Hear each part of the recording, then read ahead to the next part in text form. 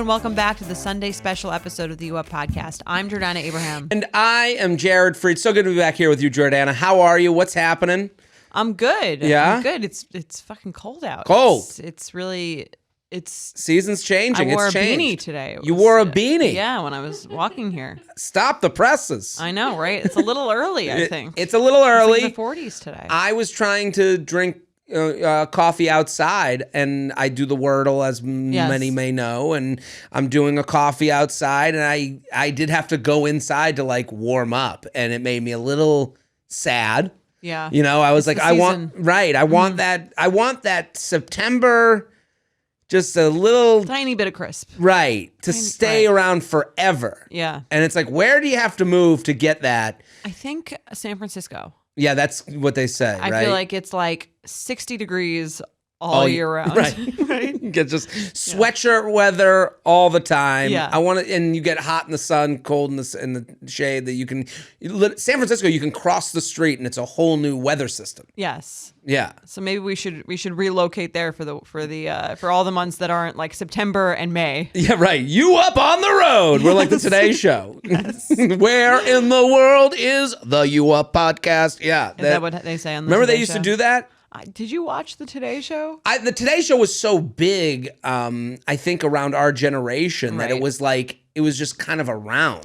Right. And I think when we were growing up, it wasn't like you could watch anything on demand at any time. So if you were like in the morning, if you were like getting ready for school or something, you just put on the TV, that was on. Right. And they had this whole thing where they were like, they would send, I think, Roker around the world, and you have to like, or the show would go somewhere and you'd like, where are they today? They did that in like the summertime. They would, it was like, they did these bits that would come up. I used to live right near Al Roker. I would see him. Oh yeah? I would see him walking around Upper East Side, and I used to, for some reason, there's some people that you're like, I gotta say hello. Did you say hello? I used to, every time I saw him. Every time, not go up to him like. He didn't change his route. Oh my God, here comes that guy again. No, but every time, he was just, he's a part of the Upper East Side. I would just see him, and I would go, I wouldn't go up to him and be like, hey, Al, I'm such a big fan. I wouldn't do that. Okay, what would you do? Would you pretend like you didn't know who he was? No, I would go every time. I'd be across the street, and I go, "Hey, Roke Dog!" Oh my God! And he'd go, "Oh!" And he would acknowledge he was into it. Okay. He loved it every time. He's one of those people. How many times total? This probably happened 5 or 6 times. That's a lot of times. Yeah, that's a lot of times. Okay, a lot of people. Roke Dog! Yeah, Al Roker could say a lot. This has happened a lot. This keeps happening. And this would 5 times is a lot. Right. Yeah.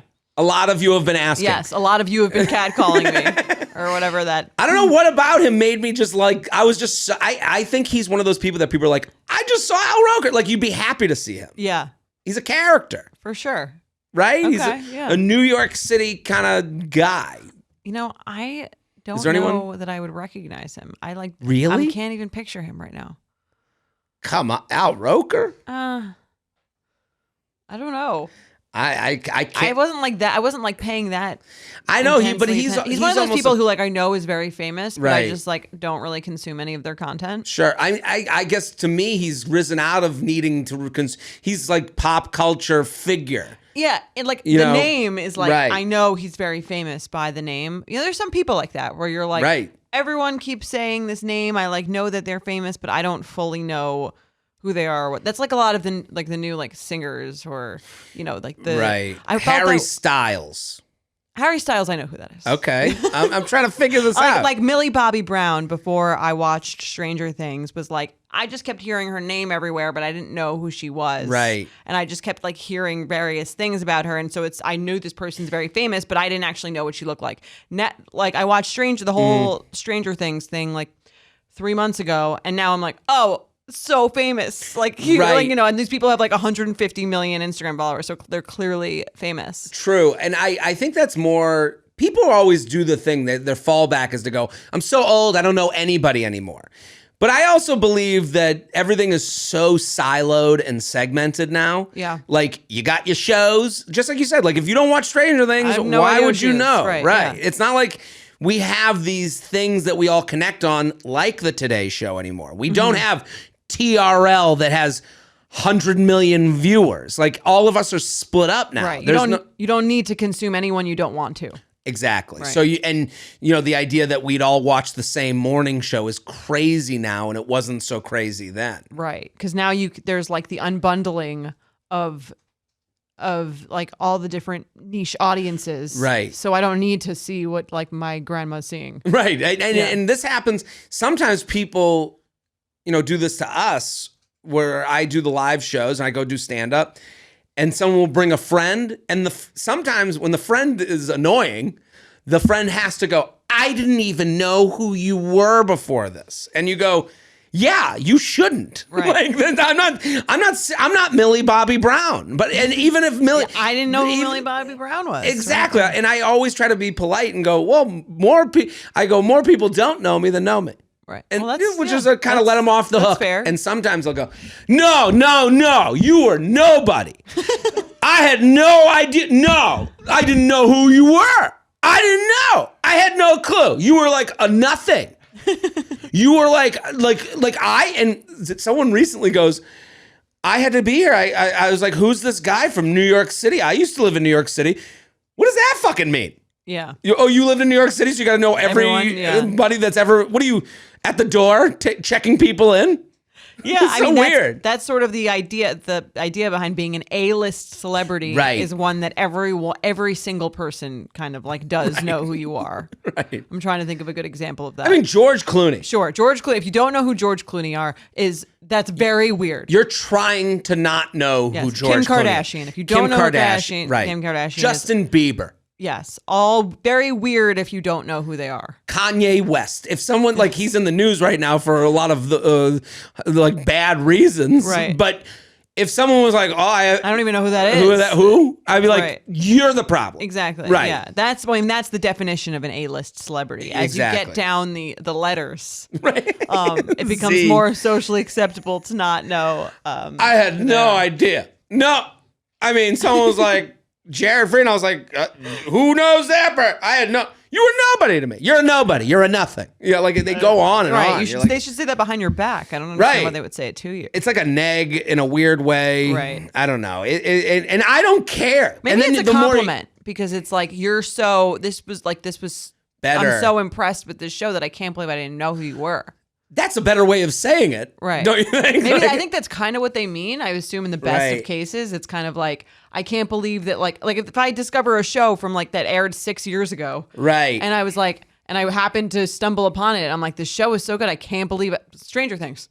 Right. Good example. Like, you know what I mean? That show started 6 years ago. I happened to like start watching it like a few months ago. And I'm like, this show is great. I can't believe, I mean, I knew it existed, but so maybe it's different. But I guess that to me, the way you say things is a lot about your confidence. Mm-hmm. How you say things, and this relates to dating completely.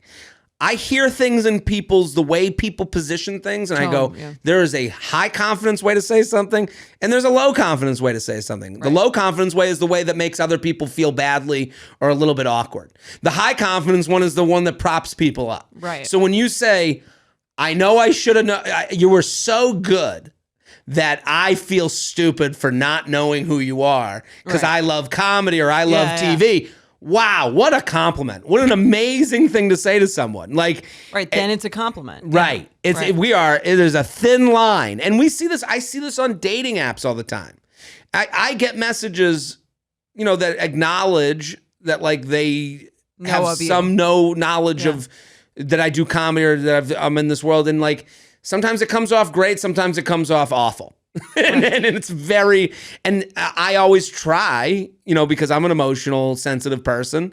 You try to pull yourself out of it and go, listen, they tried. I don't know. I try not to get offended. Right. I mean, most of the time when someone's saying something offensive, it's usually about them and not about the other person anyway. Absolutely. And I mean, we have so many great emails today and so many How did we even get into this discussion? I don't know. Listen, I feel like I'm on oversharing. There we go. Which gets into the reaches of people's mentality. I've been listening. Huge fan. Oh, thank you. I listened last night to the cannabis. The psychedelics, ketamine. I enjoyed it. I really enjoyed the conversation.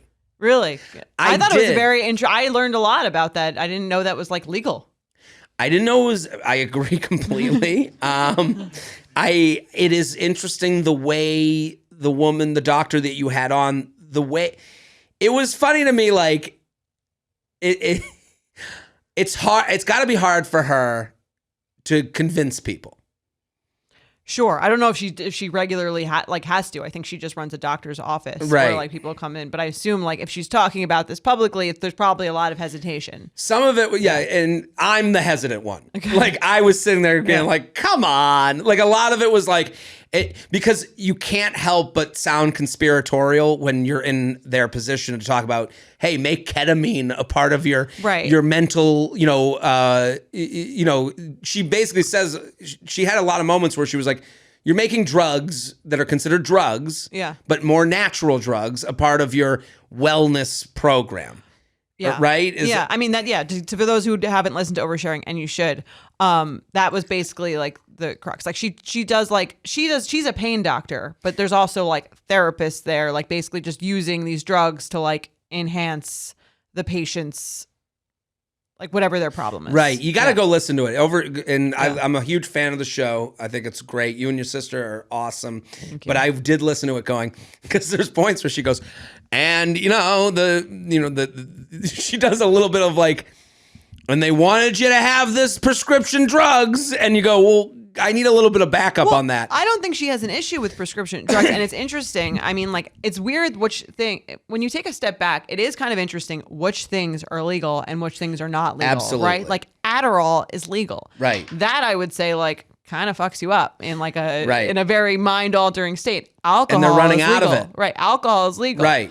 One's right. And I mean, there was a time when people were saying it shouldn't be, but it is weird how it's like, who decides what is legal, what is not, what is like prescription helpful, and what is like dangerous illegal, and who makes money off of those things. You get into the land of like the pharmaceuticals, and it is funny, like you can't avoid sounding like the person on the street corner going, these pharmaceutical companies are screwing you, and you go, she is like, if she didn't have a doctorate. It was just as podcasts can be. I'm a podcast fan and a listener of a lot of shows. This was like a great conversation where I got to be a fly on the wall, and you were asking a lot of the questions that I had, and I took away my own opinion from it. And, that's the best. I think that's the best thing that we could do. We should do ketamine assisted therapy with this podcast. Right, it'd be fun. Let's get it in here. Let's start getting fucked up. I love it. On that note, I want to thank everyone. The special taping. I almost forgot about the special taping. The special taping, I was like in a meeting and I came out. I didn't even know the show went on sale, and then it was like already sold out. 30 minutes. Incredible. Incredible. I hate pre-sale. Right. I think it's stupid. Well, now that was the only thing that existed this time. I had friends who were like, I think I'm gonna get them next week. Right. And then over. No, gone. No. And a little bit, like, I'll let people behind the curtains, because like I like that, a podcast, you can kind of hear what's going on. Sure. I'm taping a special. Jordana and I, Betches and I, we're taping a special together. This at the Gramercy Theater. Gramercy Theater has more seats. You have to take out seats to bring in a 7-camera shoot. Okay. To make it so we're making this at the level of quality that you will see on any streaming platform, HBO Max, Netflix, Comedy Central, wherever you've watched a stand-up comedy special, this is going to look as good as, if not better than those. So you have to pull out seats. So there was a reason there weren't that many tickets available, right? Not as many as there would have been. Right. I mean, it's funny. Like, I guess we should have done a bigger venue, but it's funny. Like with the venue size, it's like too small of a venue, you're leaving some money on the table. Right. Too big of a venue, you're leaving like your ego on the table. Right. It's very hard to find the exact right size. Absolutely. Yeah. And you want the energy in the room, because I want it to show through. I want the energy and fun of the audience that listens to this show and the audience that comes to my stand-up shows to be felt. Right. When you're watching on your couch. Yeah. So that's a part of the decision-making process too. And so I want to thank everyone that bought so quickly. I can't thank you enough. I mean, like, if you didn't get a ticket, here's what I'll say. I didn't get a ticket. Jordana, you're going to be outside with Jordana. Just begging. Right. Looking on the Ticketmaster resale site, just hoping someone gets COVID. Yes, right. You'll be the one on the street corner going, and the pharmaceuticals are buying up all the tickets. That's going to be me. Right. So I'm going to do some workout shows leading into it. So on Rom-Com Field? On Rom-Com Field. Yeah, I'm going to be on the Rom-Com Field screaming on the street corner and dating today. Yeah. I'll be doing those on my Instagram stories. There'll be smaller shows at clubs along the way to try and do an hour. So if you do want to come, and you don't have to message me, just I will put it out there when it happens, leading as we get closer to December 8th and the taping. And yeah, I'm just super excited I'm very excited. Put it together and have this piece out there. And let's go. Like I'm and if you're coming to any of my road shows, I'm working on this piece. And I call it a piece because it's like one. It's an art. It's an art. Nice. I am an artiste, a fartiste. I'm going to read the email. Let's do it. Hi, J&J. Love you guys and the advice you give. I wanted to see if I could get your opinion on something I've been struggling with. A guy I was dating exclusively for 4 months broke up with me via text last week. See attached screenshots. For more, I'm going to read the context because I think it's helpful, and then we'll get into the screenshots and you can read the screenshots. For more context, I'm 28, he's 32. We recently started having some issues as he was liking sexual pics of girls on Instagram, one of which was someone he used to date. Not a good sign. We've been having some issues. You have Here's an some issue, miss. tendencies that he has that she might not like. And it made me feel super insecure about the relationship. Seems like that's valid. Right. Given this next text. We talked through it and I thought we could work on the issues together, but that obviously wasn't the case. I was very hurt to be broken up with via text after 4 months together. I know that exes don't owe you a lot, but I would have appreciated being able to participate in a two-way conversation. I also don't totally buy what he said in the text. My gut tells me that this is the pity me way out of a relationship. I decided not to reply to his text, but I'm struggling with whether I did the right thing. What do you guys think? Is it immature to not reply to a breakup text? What would you even say back to this? I appreciate any insight or advice you have. Thanks for all you do. All right, I'm going to let you read the text. So I'm him. Yes, you're him. Okay, I will be the sacrificial lamb. Yes. Hey, I need to give you an update on where I'm at mentally. That's all. That's the only line he needed. Doesn't he wish? You know exactly what's coming after that. Right. No, doesn't he wish you could have just said... I give you an update on where I'm at mentally. I've decided I'm in love with you. And that's never where it goes. What if he wrote, hey, I need to give you an update on where I'm at mentally? Well, good luck with everything. You should know. You get the rest. You get it. No. Say no more. Okay. I was going to call you, but I have a lot of trouble communicating when it's about my mental state. Well, right now he's trying to elevate. He's trying to ward her off. I know what he's doing. Okay. Mental state. Mental state. She can't attack. Buzzword. Yes. Moral mountain. He is taking moral high ground. Over the past couple weeks, I felt myself slipping back into the same depressive numbness I had after my mom passed. Again, moral high ground. And it's and I don't mean to sound good luck to him and his mom, but good luck to everyone with dead moms. Yeah. I feel for you, but I'm also saying I get what he's doing. Right. Into the same depressive numbness I had after my mom passed, and it's draining all the energy out of me. I'm guessing you've probably felt this shift because you're very smart. And perceptive. I fucking hate when guys do that. I hate when they do that. If there's anything I learned from this podcast, from like the emails and you, Jordana, is speak in the key of me. Do not talk about you on these texts. I know you're not a fucking idiot, so you probably saw this coming, right? That's how I read that. Right. Right?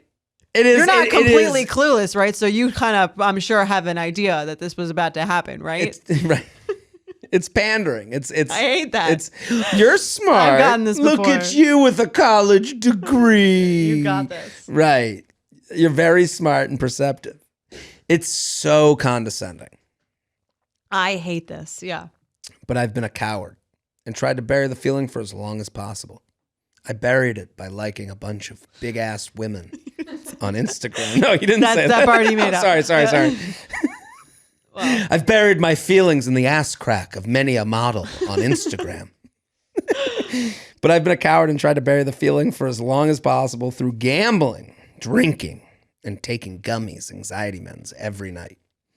Right now, I'm not it is funny. gummies. Yeah. Like you're bringing gummies into this? Don't bring the gummies into this. I've been having gummies. I'm all hopped up. I don't even know what day it is. Right. It's funny. It's like, no, I've been abusing drugs. Yeah. And to call it gummies. I've been having gummies. Both gambling. Flintstones. And other cartoons. Jelly Bellies. Laffy Taffy.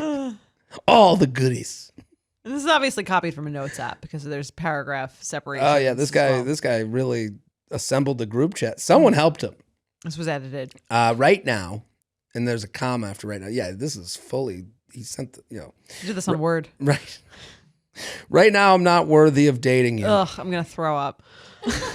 It's funny because he thinks this is all good things to write and helps her, but you're saying what she's saying. I hate this. You hate this, and again.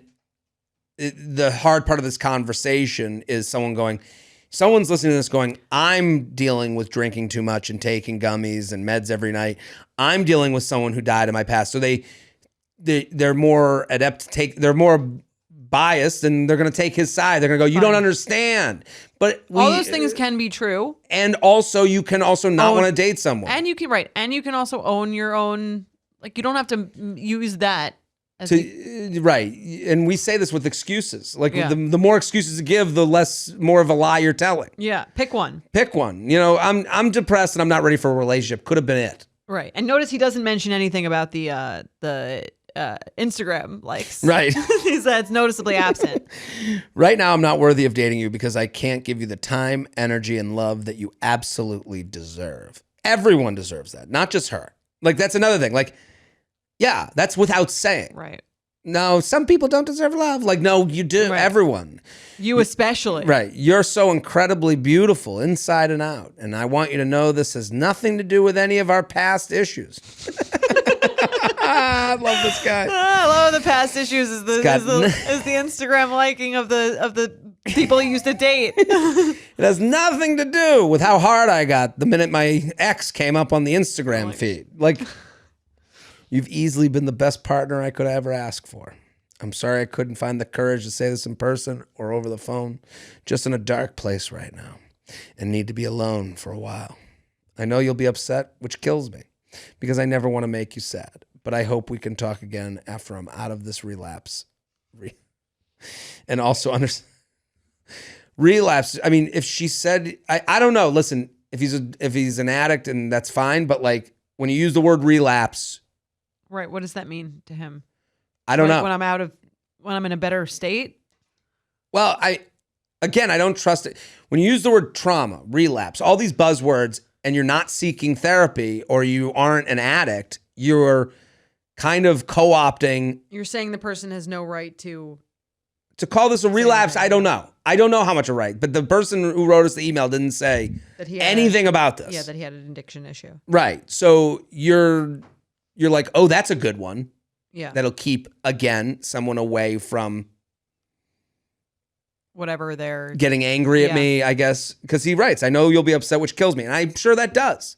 I'm sure he feels a level of guilt. Yeah. I mean, he took the time to separate the paragraphs. Right.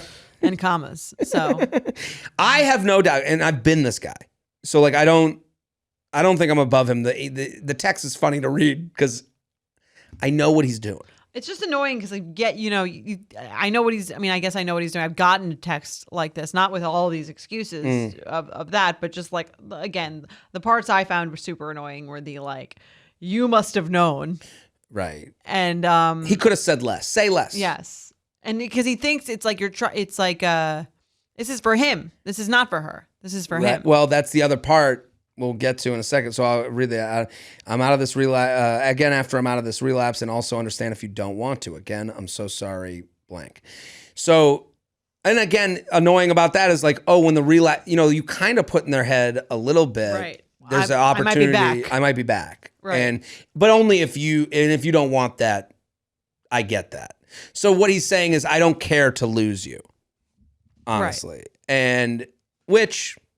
That's what all breakups are, by the way. There's nothing wrong with feeling that way about someone. But that is every breakup. Sure. I am making I'm gambling here.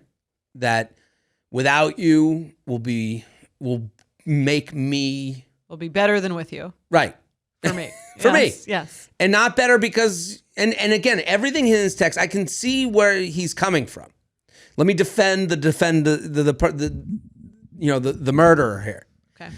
Because it's sorry, go on. But it's tough to defend him because I see everything that annoys you and I'm making fun of it with you. But this guy is like, I know she's great. We've had a good time together. We've shared a lot of laughs. We've shared a lot of fun. I don't see it going to the next level.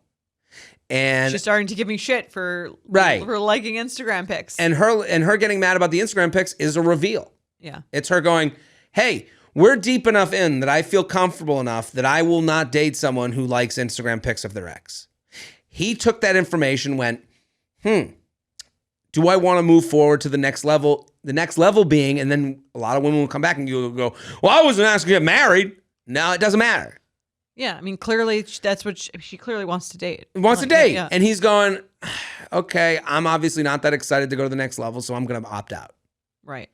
And that's what he's doing. And then he writes this fucking monologue. And he tries to make himself seem like less of a monster. By using all these problems that I'm not denying that he has them and not that he's not going through something. But I would also say like. That's separate from his decision to not continue dating her.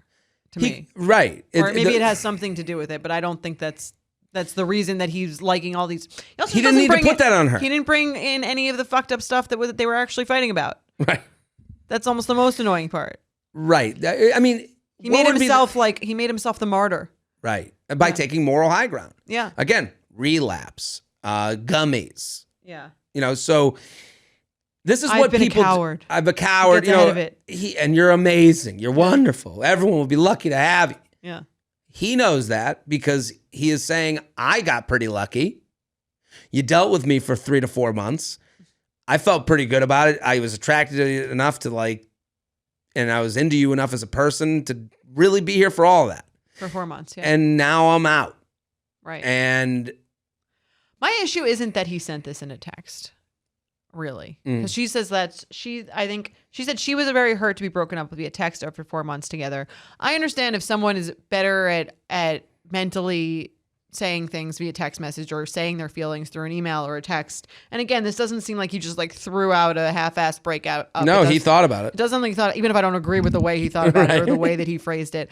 I think the text thing, if he starts off by saying like, I gather my thoughts better via text and this is hard for me to do. Right. And I think I would understand what she said if she had responded to this by saying, hey, can we talk on the phone? Or can we meet in person? And then he said no. I think that would be really messed up. Right. But I think that some people do organize their thoughts better by writing.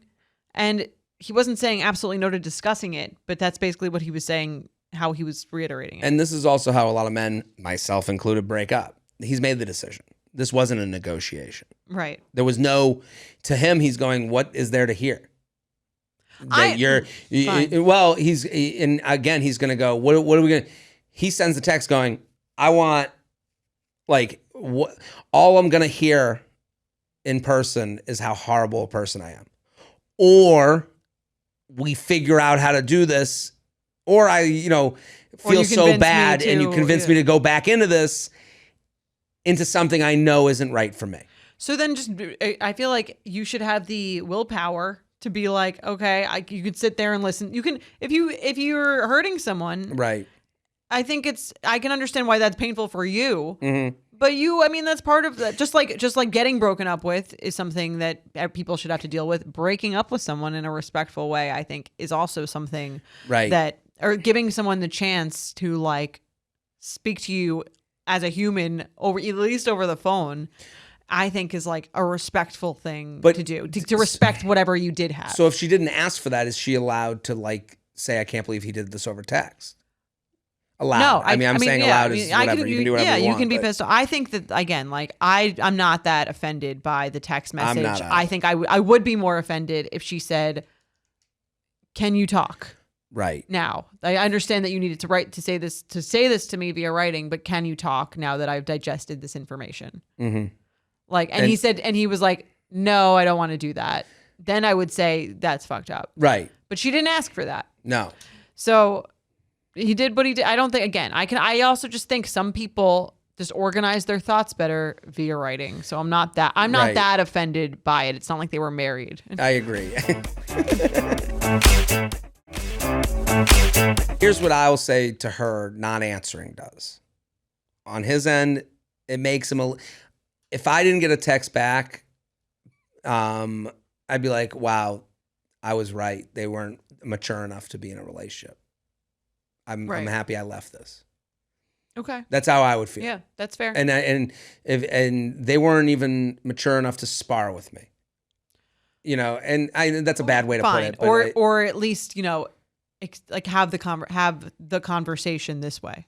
Have a conversation. Even if I think even if the person responded to you and they said, "Can you talk on the phone?" Mm-hmm. That would still be a response that you would feel was fine. Oh yeah. Yeah. Can we talk on the phone? I would say yes because I'm a wuss. I'm not. No, I think that's the opposite of being a wuss. Well, I would hope I would say yes. I think I would. And then we'd have that conversation, and I would probably sit there and a phone call. I think you can commit to a phone call if you spend 4 months with someone. Of course, and you're exclusively dating. I'm with you 100%. I'm saying a phone call, and then I would want that conversation will go however that conversation goes. Fine. And you'll take it for hour whatever. You would take it. I don't think you need to give more than an hour on the phone. Right. But and then after I go, I'm happy that's done with. Yeah. It's a relief.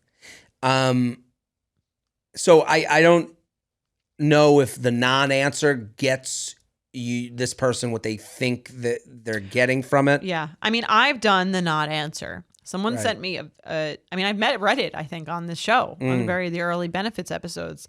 I've gotten a breakup email that was like essentially like this. Mm-hmm. And I didn't, I think at the time I was like 22 and I didn't answer because I thought it was like me almost like having more power.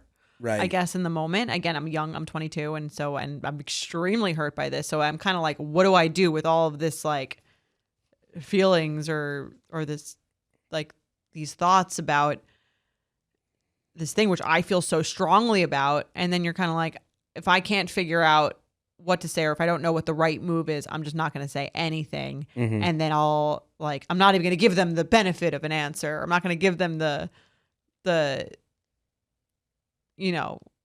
I don't know. If you're kind of like, I know what the end is. So why am I even going to entertain this? And looking back, I think that, I've also gotten the same text from the same person in the text version. I've gotten like the same message from the same, and I did answer that text because that was years later. Mm-hmm.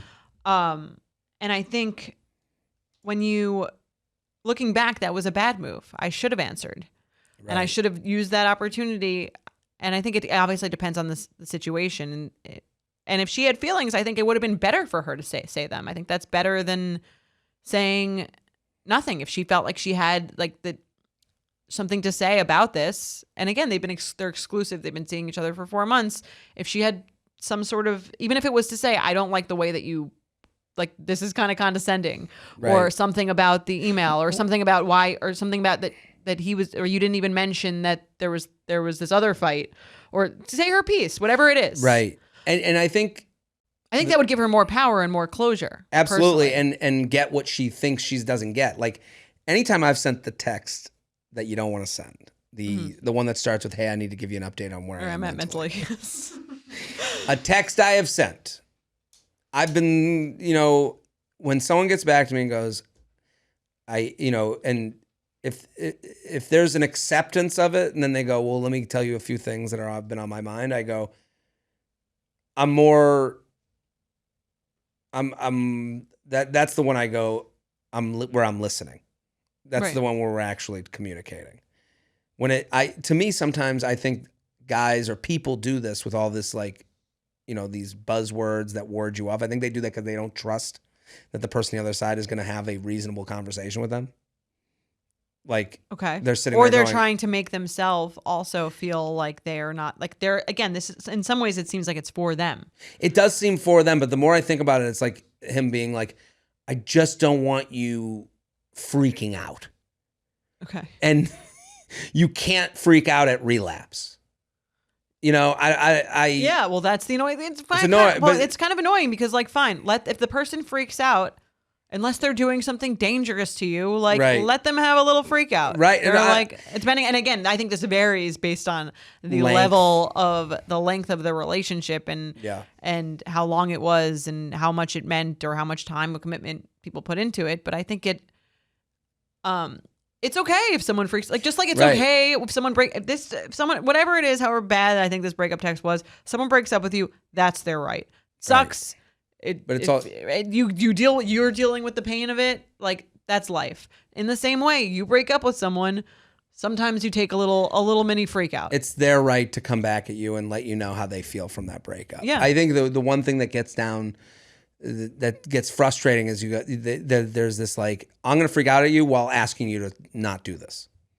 Right. Well, you can't do both. You can't do both. Yeah. I mean, to a lesser extent, I've had first dates where the second date was set up and I've been canceling the second date, but also being like, I don't. Right. Because you've been doing those Monday dates. So doing some Monday dates and I sent a text. It's interesting because like I sent one canceling the date and saying, hey, I had a great time, but this isn't for me. Mm-hmm. And that got a response. And that was tough. Because you're like I don't, now I'm like, well, what should I do? You know what I mean? Right. The response, which was not like free. The response, because I read the message, it was not someone freaking out. No, but it was someone kind of like trying to like rationally maybe convince you otherwise, potentially. It felt like let's, yeah. Right. Maybe this could go a different way. Right. Yeah. And that was hard because I'm like, well, what am I? And then you get in your own head, you go, am I making the wrong decision? Am I not giving this enough time? And did I do? And then. But there was a conversation to be had. Right. The other one got no. I've never gone that route. You've never, yeah. I've never gone the like, let me convince this person let me try to like change their mind. Right. I think to me, that's almost like a pride ego thing. Mm-hmm. My ego wouldn't let me do that. And maybe that's wrong on my part. Like, I don't think there's anything wrong with that if you felt strongly about someone. But I think maybe that's just I've never done that one. I thought it was, right. And I thought that at first, no, but I also thought it was presented in a classy way. Yeah. Fine. Yeah. Fine. I sent another one, no answer. I was more annoyed at the no answer, but again, that might be for me. Because you just want to make... You want to be off the hook. You want to be let known that, like, no harm, no foul. I'm not seething. I'm not sitting here writing about you in my burn book, and you go... But then you go, you're allowed to be upset. Well, the person who doesn't answer is actually the most upset. And they're trying to pretend that they're not. And I think that's why it's kind of an immature way to respond. But it actually, like, if you don't say anything, it means it really fucked you a little bit. I guess so. I don't know. This is one date.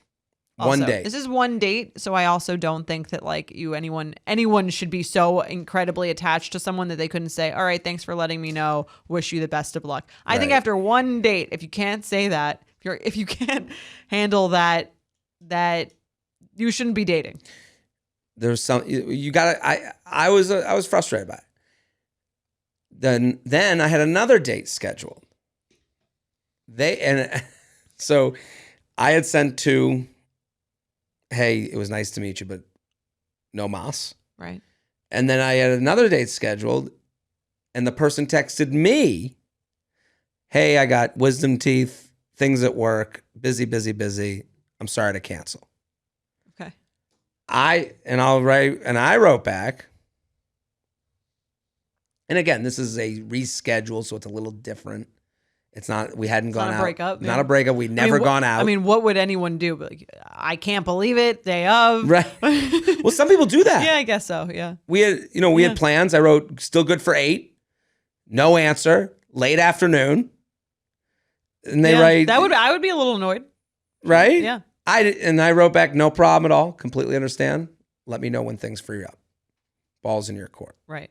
Yeah, that's a nice, classy way to respond. I think so. Yes. I'm not trying to make myself sound like any type of hero. I'm just saying, like, these are the 3 options. Well, there's 4 options. Well, the third option is, again, it's not a breakup text, so it's not like 1-to-1. But it's not like 3 people got the same text and then responded. No. But if the third, if it was the third situation was exactly the same, and I got back a text, let me know if things change. That would be a response I would appreciate. Yeah. And I would, and I do understand that a lot of people want the on-off switch. Mm-hmm. They don't want let me know when things change. They want goodbye forever, door closed on this. Well, then you could just say, wish you the best. Wish you the best. You cannot accept That's the third option. Door. Right. Then there's a fourth option. We discussed this before. The freak out?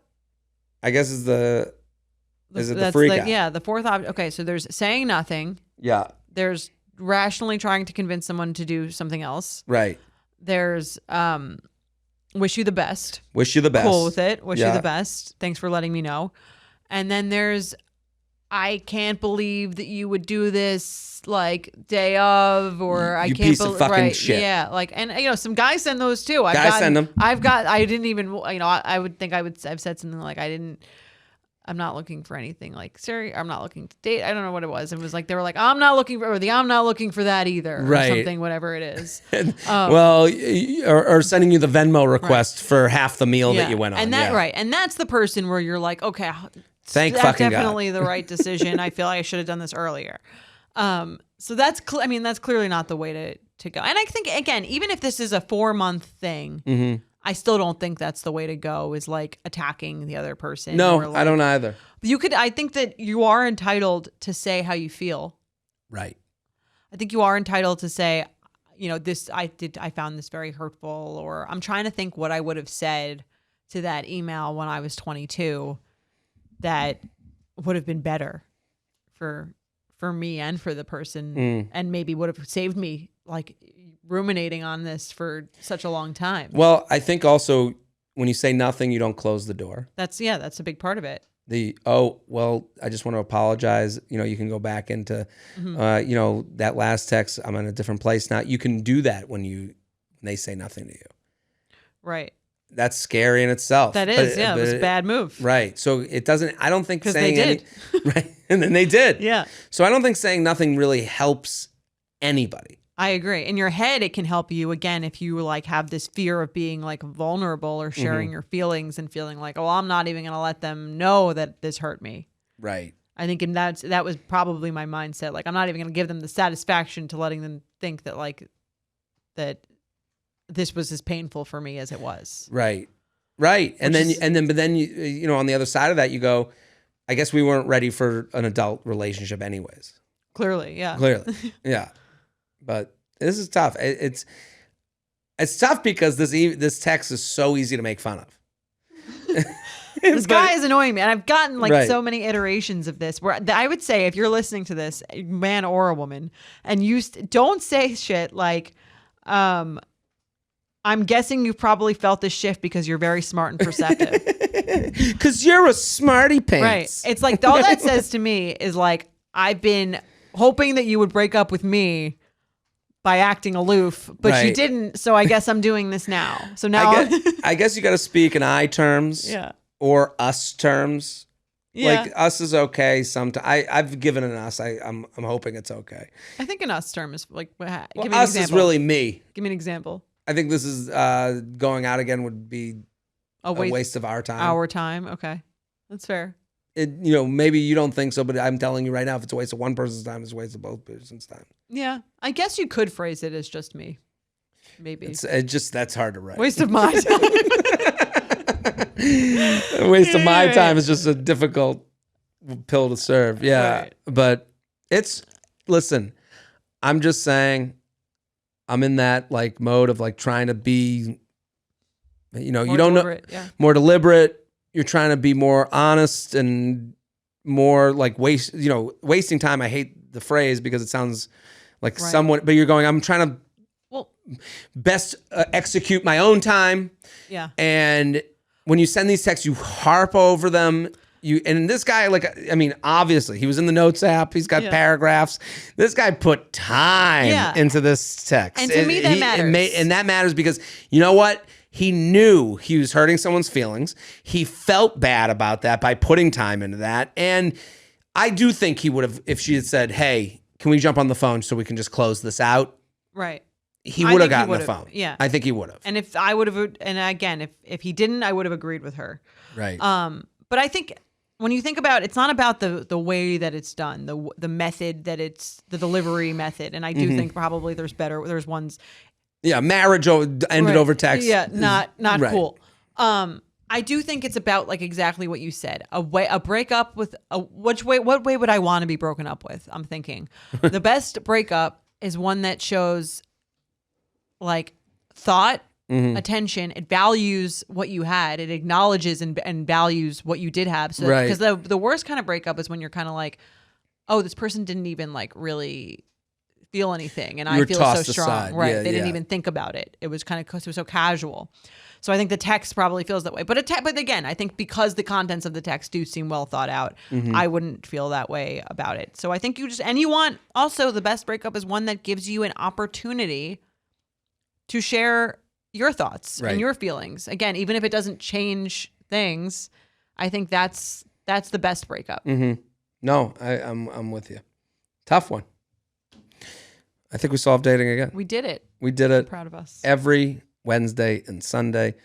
I mean, this week we've really had some juicy topics. We dug in. Yeah. To all dating things and roadside eateries. Yes. So. And we'll see you on Wednesday. Boom. Bye. The U Up podcast is produced by Sean Kilby, Maddie Paul, and Jorge Morales-Pico. Editing by Jorge Morales-Pico. Social media by Maddie Paul. Be sure to follow at u.up.podcast on Instagram and send us your emails to uup@betches.com.